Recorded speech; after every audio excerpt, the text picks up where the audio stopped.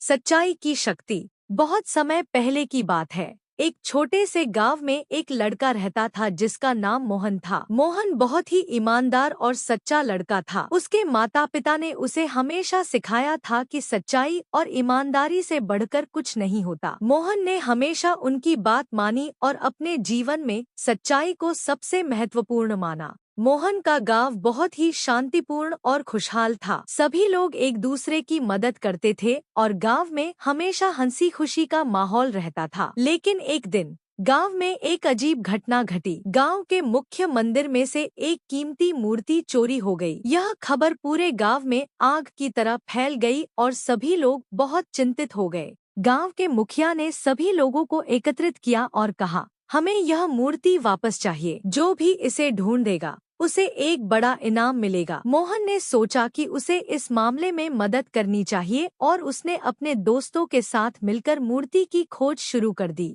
मोहन और उसके दोस्त गांव के हर कोने में मूर्ति की तलाश करने लगे। उन्होंने हर जगह देखा, लेकिन मूर्ति का कोई सुराग नहीं मिला। एक दिन मोहन को एक अजीब आदमी दिखाई दिया जो गांव के बाहर एक सुनसान जगह पर कुछ छिपा रहा था। मोहन ने ध्यान से देखा और पाया कि वह आदमी वही चोर था जिसने मंदिर की मूर्ति चुराई थी। मोहन ने बिना किसी डर के उस आदमी का पीछा किया और उसे रंगे हाथों पकड़ लिया। उसने गांव के मुखिया को बुलाया और चोर को उनके हवाले कर दिया। मुखिया और गांव के लोग मोहन की बहादुरी की तारीफ करने लगे और उसे इनाम दिया। विस्तार और गहराई से मोहन की इस बहादुरी की कहानी बहुत ही प्रेरणादायक थी। गांव के लोग उसकी सच्चाई और ईमानदारी की तारीफ करने लगे और उसे अपना आदर्श मानने लगे। मोहन ने अपनी इस सफलता को केवल अपने तक सीमित नहीं रखा। उसने गांव के बच्चों के लिए एक विशेष कार्यक्रम का आयोजन किया, जिसमें उसने उन्हें सच्चाई और ईमानदारी के महत्व के बारे में बताया।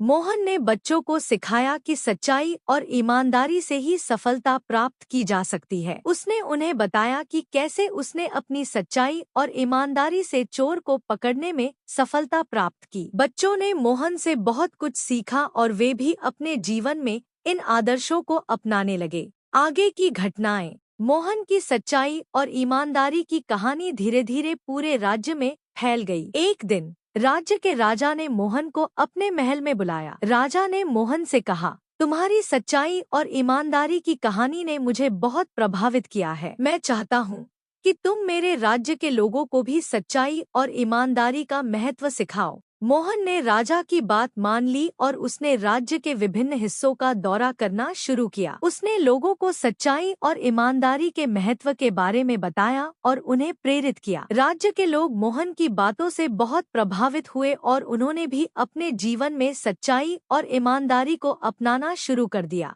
एक नया मोड़। मोहन की इस यात्रा के दौरान उसने एक छोटे से गांव में एक बच्चा देखा जो बहुत ही दुखी लग रहा था। मोहन ने बच्चे से पूछा, क्या हुआ? तुम इतने दुखी क्यों हो?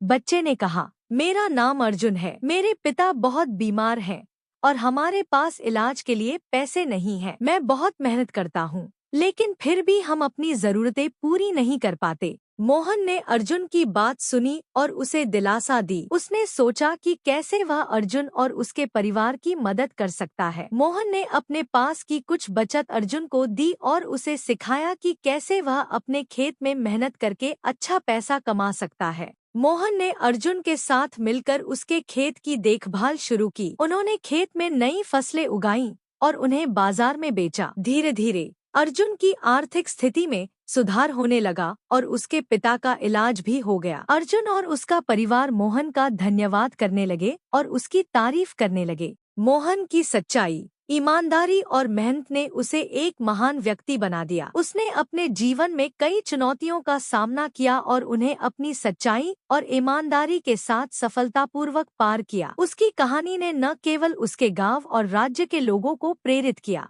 बल्कि पूरे देश में एक मिसाल कायम की। मोहन की यह कहानी सिखाती है कि सच्चाई, ईमानदारी और मेहनत हमेशा फल देती है और हमें हमेशा इनके मार्ग पर चलना चाहिए।